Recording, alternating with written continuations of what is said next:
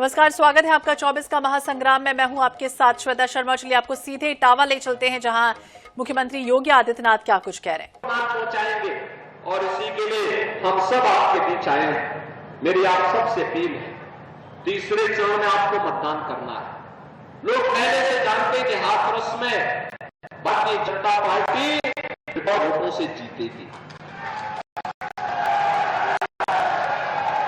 ये हर व्यक्ति बोल रहा है, लेकिन बहनों और भाइयों, अति आत्मविश्वास से बचते हुए हमें एक एक व्यक्ति को मतदान स्थल पर लेके जाना है।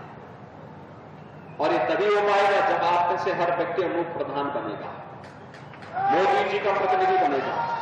सहमत है? सहमत है? कमल चुनाव चिन्ह पर वोट दिलाएंगे, अनूप प्रधान को भारी बहुमत से विजयी बनाएंगे, भारी बहुमत से बनाएंगे। सहमत है ना सभी लोग? तो इसीलिए मैं आप सबसे अपील करने के लिए आया हूं कि आप सभी लोग उन्हें भारी बहुमत से विजयी बना करके 7 मई को होने वाले चुनाव में कमल खिलाने का काम करेंगे। और कमल खिलेगा तो विकास अपने साथ साथ लेकर के चलेगा।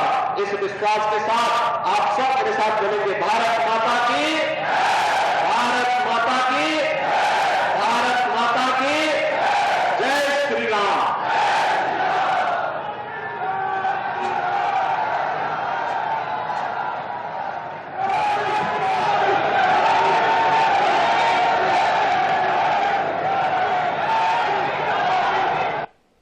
तो सीएम योगी आदित्यनाथ को आप सुन रहे थे। बीजेपी के प्रत्याशी के पक्ष में माहौल बनाने की कोशिश, जनसभा कर रहे हैं। और बलरामपुर से खबर, जहां कैबिनेट मंत्री रामविचार नेताम का बड़ा बयान सामने आया। पीसीसी चीफ दीपक बैज के चुनावी दौरे से पहले बोले दीपक बैज ने बस्तर इलाके में बीजेपी का सपोर्ट किया, बलरामपुर में भी भाजपा को सपोर्ट करने आ रहे हैं। अहम खबर आपको बता दें, दीपक बैज ने बस्तर इलाके में किया बीजेपी का सपोर्ट।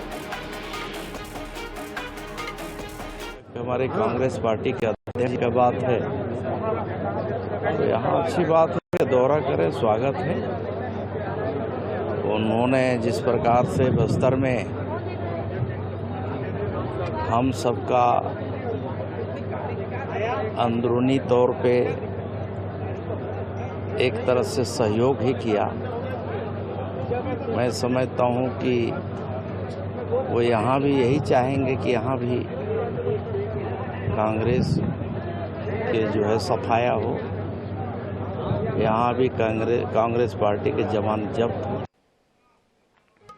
सुना आपने, रामविचार नेताम क्या कुछ कहते हुए नजर आ रहे हैं। कैबिनेट मंत्री रामविचार नेताम का बड़ा बयान सामने आया। पीसीसी चीफ दीपक बैज के चुनावी दौरे पर उन्होंने तंज भी कसा है। तो बलरामपुर में भाजपा को सपोर्ट करने का बयान कैबिनेट मंत्री ने दिया है।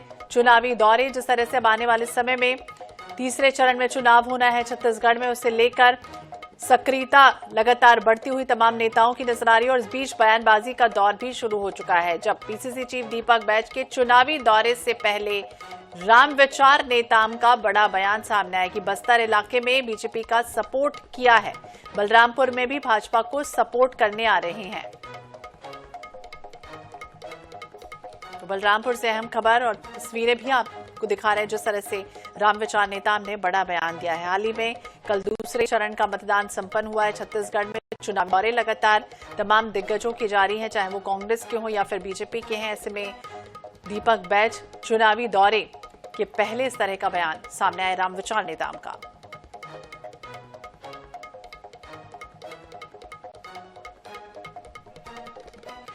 और कांग्रेस प्रवक्ता अजय गंगवानी जी हमारे साथ जुड़ के। अजय जी, स्वागत है आपका INH 24/7 पर। और जिस तरह से रामविचार नेता मंत्री जी का ये बयान सामने आया कि बलरामपुर में भी भाजपा को सपोर्ट करेंगे, पीसीसी चीफ दीपक बैज के चुनावी दौरे से पहले इस तरह का बयान, क्या कहेंगे?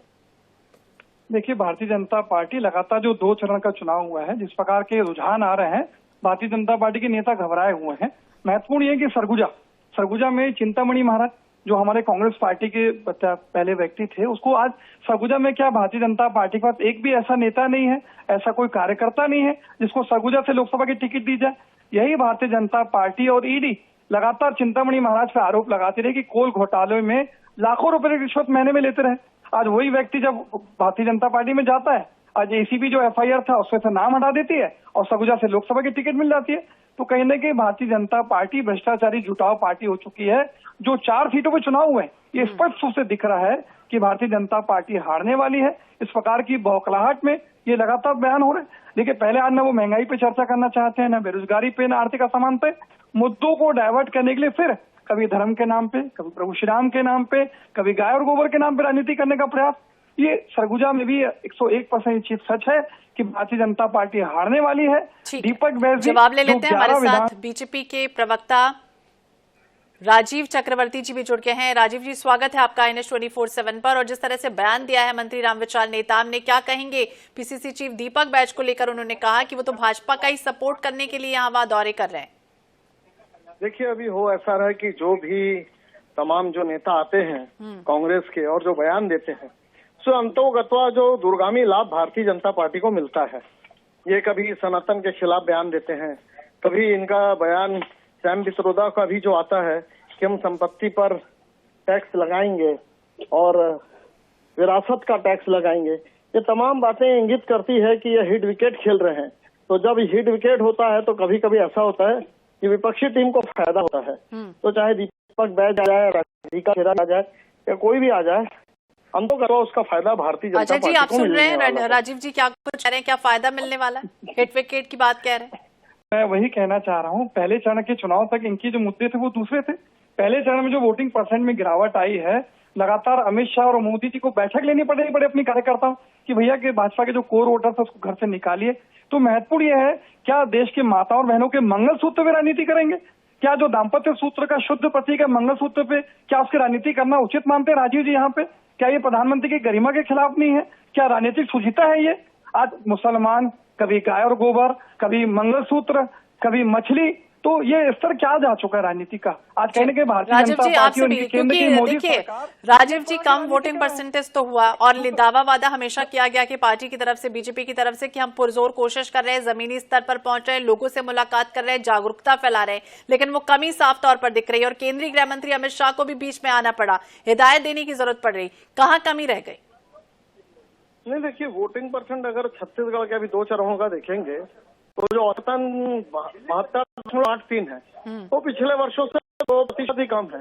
क्योंकि इस साल ये ओवरऑल देश की बात कीजिए तो आज देश का प्रतिशत 8 से 9% गिरा है। ये शायद मेरे मित्र समझना नहीं चाह रहे हैं कि 8-9% गिरावट जो है ये दिख रही है। अगर आज 1999 से 2004 के बीच में वोटिंग प्रतिशत वोट की गिरावट हुई थी। एंटी इनकम्बेंसी तो दिखलाई नहीं पड़ता है जी। एंटी इनकम्बेंसी फैक्टर कहीं दिखलाई नहीं पड़ता है। स्थितियां सामान्य है, इसी कारण से वोटिंग परसेंटेज भी तो बिल्कुल वोटिंग परसेंटेज अब तीसरे चरण में बढ़ेगा या नहीं, फिलहाल देखना होगा। बहुत बहुत शुक्रिया राजीव जी बातचीत करने के लिए। अजय जी, आपका भी बहुत बहुत शुक्रिया। तो बलरामपुर में जिस तरह से जिक्र किया रामविचार नेताम ने, कहते हुए नजर आए कि पीसीसी चीफ दीपक बैज यहां वहां दौरा कर रहे हैं तो बीजेपी को इससे फायदा हो रहा है। लोकसभा चुनाव में दूसरे चरण की वोटिंग संपन्न होने के बाद तीसरे चरण का प्रचार अभियान तेज हो चुका है। प्रधानमंत्री नरेंद्र मोदी लगातार चुनावी सभा और रोड शो कर रहे हैं और इसी क्रम में प्रधानमंत्री नरेंद्र मोदी महाराष्ट्र के कोल्हापुर और गोवा में आज रैली करेंगे। पीएम मोदी लोकसभा चुनाव के लिए तटीय राज्य से भाजपा उम्मीदवारों के लिए दक्षिण गोवा के वास्को शहर में एक सार्वजनिक सभा को संबोधित करेंगे। लोकसभा चुनाव के लिए तटीय राज्य में पीएम की पहली प्रचार रैली है और बीजेपी के प्रदेश अध्यक्ष सदानंद शेठ तनावड़े के मुताबिक पीएम मोदी की जनसभा शाम 5 बजे से शुरू होगी। सभा में 50,000 से ज्यादा लोग शामिल होंगे।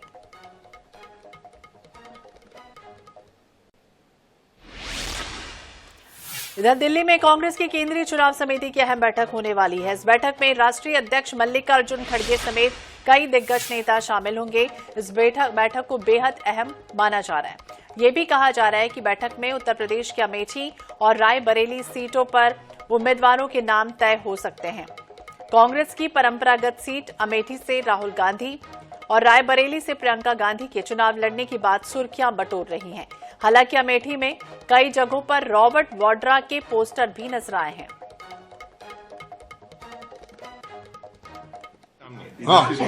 Sorry Sir, you have mentioned that there are many people who have grown in Congress and have left the party now and are in other parties.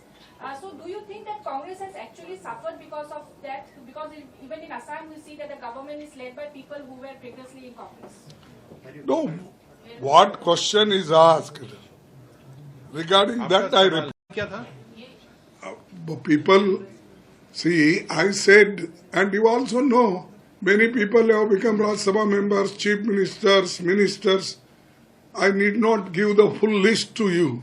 You know better because all the journalists knows who has gone, who has become, who were earlier in Congress, powerful, and everybody knows that. But I don't want to take their names and make them belittle in the eyes of society.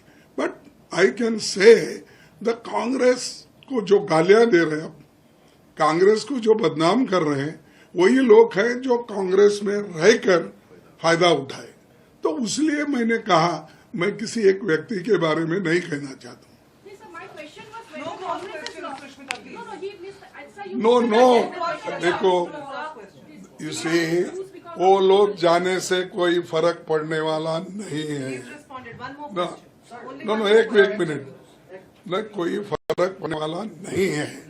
ऐसा है कि ये हमारी party एक बहती गंगा है, पानी आते जाता है. और ज्यादा जानकारी के लिए बात करेंगे स्पर्श शर्मा दिल्ली से हमारे सहयोगी हमारे साथ जुड़ गए हैं. स्पर्श, क्या कुछ जानकारी सीसी की बैठक को लेकर?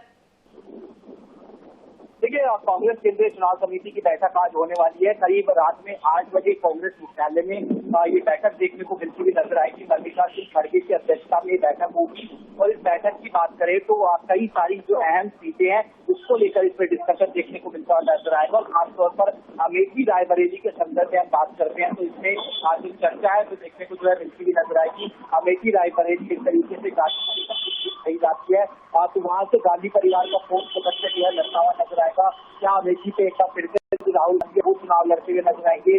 रायबरेली से क्या प्रियंका गांधी जो है मैदान में उतरती हुई नजर आएंगी? ये महत्वपूर्ण जो है आज कांग्रेस केंद्रीय चुनाव समिति की बैठक में देखने को जो है नजर आएगा. और उसके साथ साथ कुछ राज्यों की जो बची हुई सीटें है, मसलन हरियाणा की एक जो लोकसभा सीट है गुरुग्राम, वो अभी तक पेंडिंग है. हिमाचल प्रदेश के संदर्भ में बात करें वो सीट पेंडिंग देखने को मिलती हुई नजर आती है. और बाकी राज्यों की भी कुछ सीटें जो है जिनके चुनाव 5वें, 6वें, 7वें चरण में उनकी पेंडिंग देखने को मिलती हुई नजर आती है. ऐसे में उनको लेकर स्पर्श, जिस तरह से बात करें रॉबर्ट वाड्रा का भी नाम है क्योंकि हॉट सीट है रायबरेली और अमेठी. ऐसे में एक कयास लगाए जा रहे थे कि राहुल गांधी या प्रियंका गांधी, लेकिन अब ये भी सूत्रों से पता चला है कि रॉबर्ट वाड्रा की तस्वीरें या पोस्टर वहां पर लगाए गए हैं. देखिए, बिल्कुल रॉबर्ट वाड्रा की जो तस्वीरें हैं, पोस्टर है, वो आज जो है लगाए गए थे. लेकिन क्या गांधी परिवार इतना जोखिम जो है उठाता हुआ नजर आएगा रॉबर्ट वाड्रा के संदर्भ में? तरीके से भारतीय जनता पार्टी के संदर्भ में बात करते हैं तो वो रॉबर्ट वाड्रा के मसले पर जो है गांधी परिवार को घेरती हुई नजर आती है. जमीन आवंटन के मसले को लेकर तो ऐसे में जो है एक परिवारवाद का आरोप भी उसमें जो है सीधे तौर पर लगता हुआ नजर आएगा. और उसके साथ साथ राहुल गांधी के साथ साथ क्या प्रियंका गांधी भी चुनावी मैदान में देखने को मिलती हुई नजर आएंगी? ये महत्वपूर्ण देखने को जो है महत्वपूर्ण होगा और देखना होगा किसका नाम फाइनल होता है. शुक्रिया जानकारी देने के लिए. तो केरल से वायनाड से तो हो चुका है मतदान और अब ये उम्मीद की जा रही है कि राहुल गांधी जल्द से जल्द उत्तर प्रदेश जाएंगे जहां वो दौरा, विचार विमर्श और प्रचार प्रसार होगा. हालांकि सीसी की बैठक में किसके नामों पर चर्चा होती है देखना होगा. दूसरे चरण के चुनाव में मध्य प्रदेश में कम मतदान हुआ तो वहीं छत्तीसगढ़ में जोरदार वोटिंग हो गई. मध्य प्रदेश में नर्मदापुरम को छोड़कर अन्य सभी लोकसभा क्षेत्रों में वोटिंग प्रतिशत में करीब 8% की गिरावट दर्ज की गई. तो छत्तीसगढ़ में मतदान प्रतिशत में साल 2019 के मुकाबले इजाफा दर्ज हुआ है. पिछली बार जहां 74.94% मतदान दर्ज हुआ तो इस बार 75.15% दर्ज हुआ है. मतदान प्रतिशत में गिरावट ने जहां मध्य प्रदेश में भाजपा की चिंता बढ़ाई है तो केंद्रीय गृह मंत्री अमित शाह ने भी नाराजगी जाहिर की.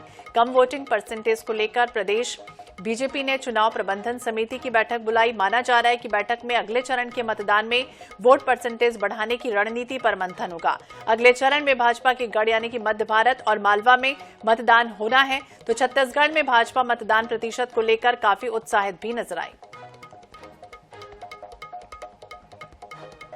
तो कम मतदान से भाजपा की चिंता जरूर बढ़ गई. हालांकि बैठक ली जा रही है और इस बैठक के बाद ये उम्मीद की जा रही है कि अब अगले चरण के लिए यानी कि तीसरे चरण के लिए वोटिंग परसेंटेज बढ़ना जरूरी है। तो ये देखिए ग्राफिक्स के माध्यम से आप समझिए कि मध्य प्रदेश में कहां कितने प्रतिशत मतदान हुआ है।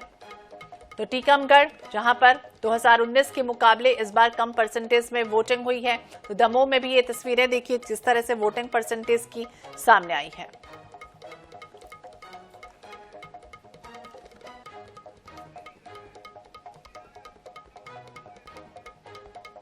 तो ग्राफिक्स के माध्यम से देखिए और समझिए खजुराहो में 7.20 पहले यानी 56.91 यानी यहां पर गिरावट दर्ज हुई है। तो वहीं होशंगाबाद में भी गिरावट दर्ज हुई है 2019 की तुलना में 2024 में।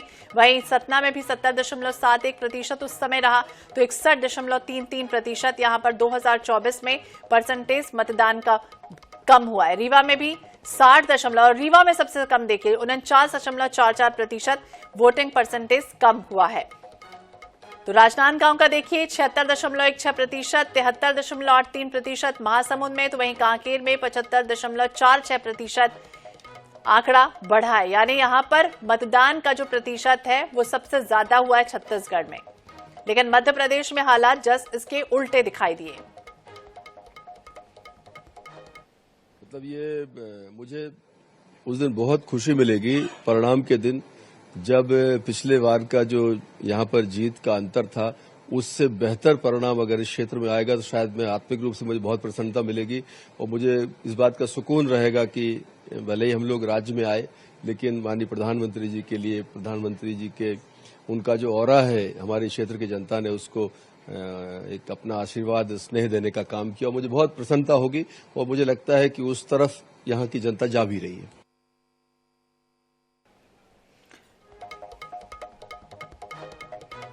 और वरिष्ठ कांग्रेस नेता के मिश्रा जी हमारे साथ जुड़ के उनसे बातचीत कर लेते हैं। मिश्रा जी स्वागत है आपका INH 24/7 पर। और मध्य प्रदेश में आखिरकार इस तरह की स्थितियां क्यों बन रही है? क्योंकि 2019 की कंपैरिजन अगर हम करें तो 2024 में लगातार मतदान में कमी ही आई है। पहले चरण में भी कमी थी और दूसरे चरण में उम्मीद की जा रही थी कि ज्यादा से ज्यादा परसेंटेज बढ़ेगा, लेकिन हालात नहीं दिख रहे। क्या कहेंगे आप?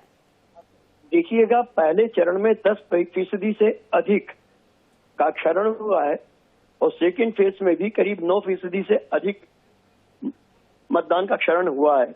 निश्चित तौर पर किसी भी लोकतांत्रिक प्रदेश और देश में यह चिंता का विषय है।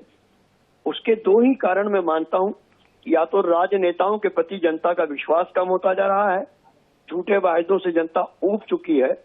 हम कुछ भी बहाना बना ले कि शादियां अधिक थी या गर्मी अधिक है, तो ये कोई बहाने नहीं होते हैं।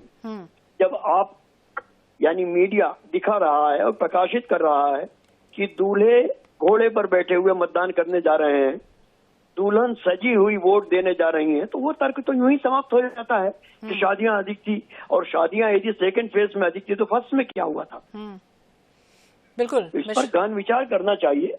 और किसी भी तरह का झूठ और फरेब अब राजनीति में चलने वाला नहीं है। मिश्रा जी, कहा जाता है, राजनीतिक विश्लेषक ये कहते हैं कि जब जब नुकसान होता है, कम परसेंटेज वोटिंग के पड़ते हैं, तो बीजेपी को नुकसान होता है लेकिन कांग्रेस को फायदा होता है। ये भी इस तरह के आंकड़े आए हैं आने वाले पिछले वाले समय में। ये ट्रेंड कई वर्षों से देखा जा रहा है।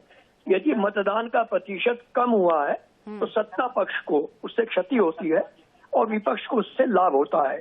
मगर लाभ हानि की चिंता किए बगैर मैं स्पष्ट तौर पर कहना चाहूंगा कि यह क्षरण लोकतांत्रिक मूल्यों के लिए एक विचारणीय प्रश्न है। शुक्रिया बातचीत करने के लिए मिश्रा जी। तो कम मतदान से भाजपा की चिंता जरूर बढ़ गई, लेकिन आने वाले समय में देखना होगा क्या कुछ होता है। लोकसभा चुनाव के दूसरे चरण का मतदान संपन्न हो चुका है शुक्रवार को। छत्तीसगढ़ की बात की जाए तो 3 सीटों पर मतदान हुआ, जिसे लेकर प्रधानमंत्री नरेंद्र मोदी ने मुख्यमंत्री विष्णुदेव साय से बातचीत की। साथ ही महासमुंद, कांकेर और राजनांदगांव लोकसभा सीट में वोटिंग को लेकर फीडबैक लिया गया। सीएम साय ने पीएम मोदी को जानकारी दी और कहा कि तीनों सीटों पर बीजेपी के पक्ष में बड़ी संख्या में मतदान हुआ। दूसरे चरण की तीनों सीटें यानी कि बीजेपी जीतने जा रही है।